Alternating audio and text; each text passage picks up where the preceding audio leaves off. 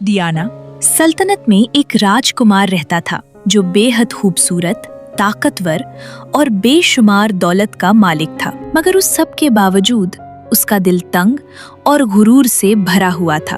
वो लोगों को उनकी शक्लो सूरत और हैसियत से परखता था। दिल और नियत को कोई अहमियत नहीं देता था। एक रात मौसम निहायत खराब था।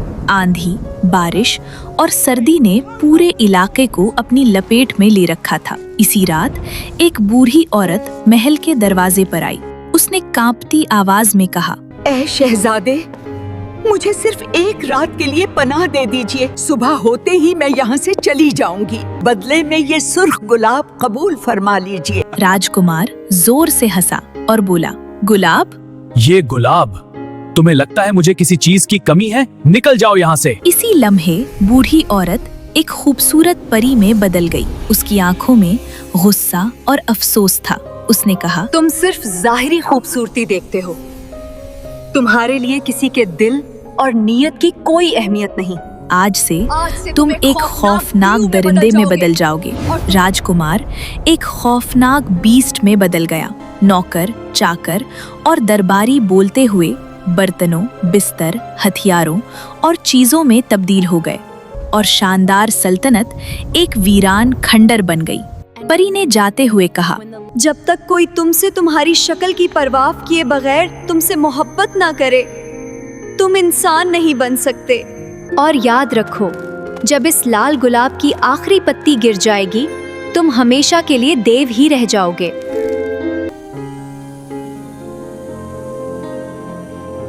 दूसरी तरफ एक ताजिर मिस्टर वेस्ट अपनी 3 बेटियों के साथ रहता था। बड़ी बेटियां ज़ारा और सारा सुस्त, खुदपसंद और सिर्फ कपड़ों और मेकअप में मसरूफ रहती थीं, जबकि सबसे छोटी बेटी आईना निहायत रहमदिल, मेहनती और सादा थी। वो ज्यादातर वक्त बागीचे में काम करती और पौधों से मोहब्बत करती थी। एक दिन मिस्टर वेस्ट को तिजारत के लिए शहर से बाहर जाना पड़ा। रवांगी से पहले उन्होंने बेटियों से पूछा, मेरी प्यारी बेटियों, मैं तुम्हारे लिए क्या लाऊं? बाबा, हमारे लिए नए कपड़े और जेवरात लाएं। ज़ारा और सारा ने महंगे जेवरात और कपड़ों की फरमाइश की, मगर आईना छोटी ने बेटी, बताओ मुस्कुरा तुम्हें कर क्या कहा, चाहिए? बाबा, मेरे लिए आप एक लाल गुलाब ले आएंगे? बदकिस्मती से समंदर में तूफान आया और मिस्टर वेस्ट का सारा सामान डूब गया। वापसी पर सख्त सर्दी में उनका घोड़ा बेकाबू होकर एक वीरान सल्तनत में जा रुका। थकन और खौफ से मिस्टर वेस्ट महल के दरवाजे पर बेहोश हो गए। जब होश आया तो वो खुद को एक शानदार महल में खड़ा पाया। मेज पर लजीज खाना और कीमती जेवरात रखे थे। एक सायादार आवाज आई, खाना खाओ, जेवरात ले लो और चले जाओ, मगर किसी और चीज को हाथ ना लगाना। वापसी पर बागीचे में उन्हें लाल गुलाब नजर आया। आईना की ख्वाहिश याद आ गई। उन्होंने गुलाब तोड़ लिया। अचानक अंधेरा छा गया। एक खौफनाक बीस्ट सामने आया और गरज कर बोला, मैंने तुमसे कहा था, खाना खाओ, ये जेवरात ले जाओ, लेकिन किसी और चीज को हाथ मत लगाना। ये मेरी बेटी के लिए है। तेरे पास कोई बहाना नहीं। बीस्ट ने कहा, अगर अपनी जान चाहते हो तो 5 दिन के अंदर अपनी बेटी को उस घोड़े पर बिठाकर यहाँ भेज दो। घर पहुंचकर मिस्टर वेस्ट ने सब सच बता दिया। ज़ारा और सारा दौलत देखकर खुश हो गईं, मगर आईना ने अपने बाप की परेशानी देख ली। अपने वालिद की हिफाजत के लिए आईना ने खुद जाने का फैसला किया। महल पहुंचकर वो बीस्ट को देखकर डर गई, मगर बीस्ट ने कहा, मैं तुम्हें नुकसान नहीं पहुंचाऊंगा। जब बीस्ट ने आईना को खाने की मेज पर बुलाया तो आईना ने डरते हुए इनकार कर दिया। नहीं, मैं तुमसे नफरत करती हूँ। बीस्ट तुम गरजते मेरी हुए तौहीन नहीं बोला कर सकती। तुम्हारा बाप मेरा कर्जदार है। और भारी दरवाजा जोर से बंद हो गया। कमरा सुनसान नहीं था। वहां अचानक एक बोलती हुई गाड़ी, कीतली और झाड़ू हरकत में आए। बोलती हुई गाड़ी ने नरमी से कहा, डरो मत आईना। ये बातें आईना को उलझा गईं। कुछ देर बाद दरवाजा खुद ब खुद खुल गया।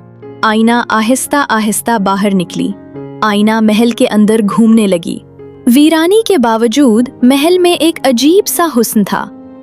चलते चलते उसकी नजर एक बंद कमरे पर पड़ी। तजस्सुस में आकर वो अंदर दाखिल हुई। कमरे के बीचों बीच एक शीशे के डब्बे में लाल गुलाब रखा था। वो गुलाब आम नहीं था। उसकी पंखुड़ियां आहिस्ता आहिस्ता झड़ रही थीं।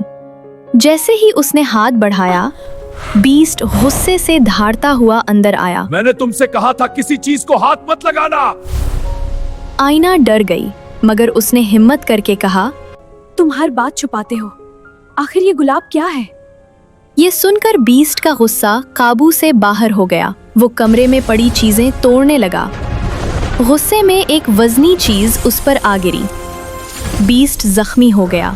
आईना ये देखकर चूक गई। वो दौड़कर बीस्ट के पास गई, उसका हाथ थामा। तुम खुद को नुकसान पहुंचा रहे हो।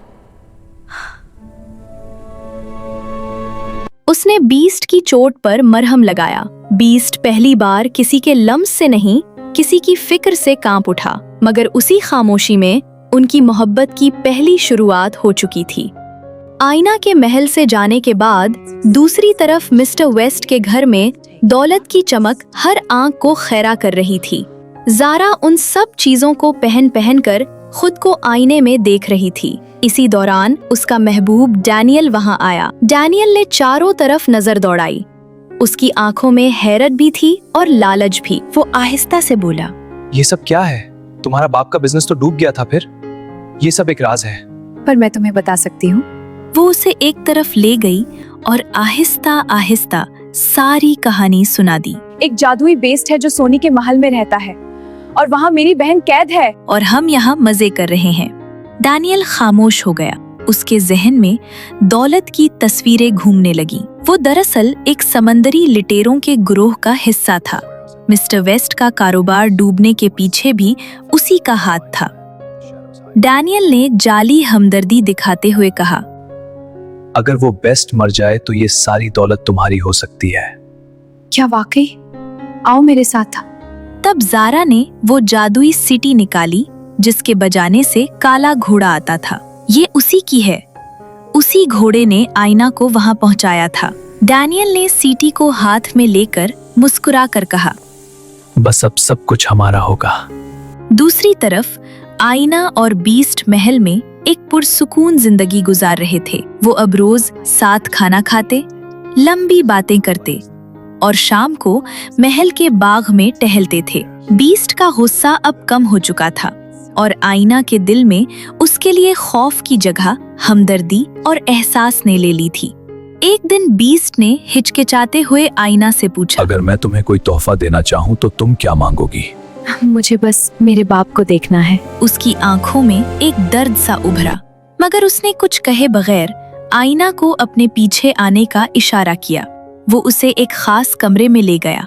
कमरे के दरमियान एक जादुई शीशा रखा था। बीस्ट ने कहा, इस शीशे में तुम जिसका नाम लोगी तुम्हें वो दिखाई देगा। मेरे बाबा मिस्टर वेस्ट। शीशा धुंधलाया। आईना ने देखा कि उसके वालिद बहुत बीमार बिस्तर पर लेटे थे। ज़ारा और सारा पास होते हुए भी उनका ख्याल नहीं रख रही थी। ये मंजर देखकर आईना की आंखों से आंसू बहने लगे। तुम अपने वालिद के पास वापस जा सकती हो। क्या वाकई? जब तुम वापस आना चाहो ये अंगूठी पहन ले, मेरा घोड़ा तुम्हें लेने आ जाएगा। और अपना ख्याल रखना। और यूं मोहब्बत की ये आजमाइश जुदाई के मरहले में दाखिल हो गई। जादुई घोड़ा आईना को उसके घर के दरवाजे पर छोड़कर गायब हो गया। आईना दौड़ती हुई अपने वालिद के पास पहुंची। आंसुओं में सब कुछ बता दिया। बीस्ट, महल, जादू और वो अंगूठी भी दिखाई जो बीस्ट ने उसे दी थी। तुमने मेरी खातिर बहुत बड़ी कुर्बानी दी है मेरी बेटी। ये मंजर देखकर ज़ारा और सारा के दिलों में हसद की आग भड़क उठी। उनकी नजरें उस चमकती हुई अंगूठी पर जम गईं। इसी रात जब आईना सो रही थी, ज़ारा ने चुपके से वो अंगूठी उठा ली।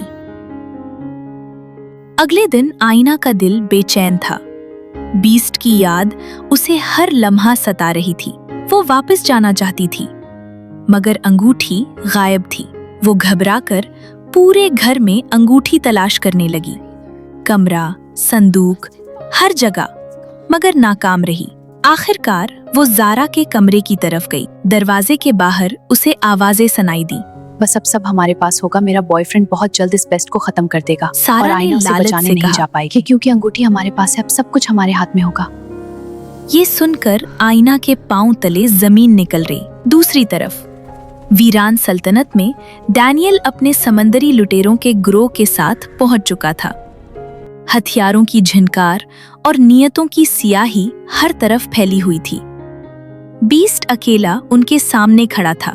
पहले तो डैनियल और उसके साथी उसे शिकस्त ना दे सके। बीस्ट की ताकत बेमिसाल थी, मगर फिर डैनियल ने वो खौफनाक दुआ निकाली। उसने पूरी कुव्वत से दुआ बीस्ट पर फेंकी। अचानक बीस्ट लड़खड़ा गया। उसकी आंखों के सामने अंधेरा छा गया और वो जमीन पर बेहोश कर पड़ा।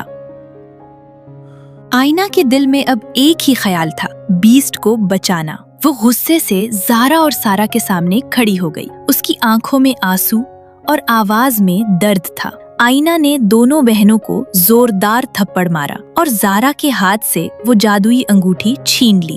उसने कांपते हाथों से अंगूठी पहन ली। पुल भर में जादुई घोड़ा नमूदार हुआ और आईना को तेजी से खंडर बनी सल्तनत की तरफ ले गया। दूसरी तरफ वीरान महल के सहन में बीस्ट बेहोश पड़ा था।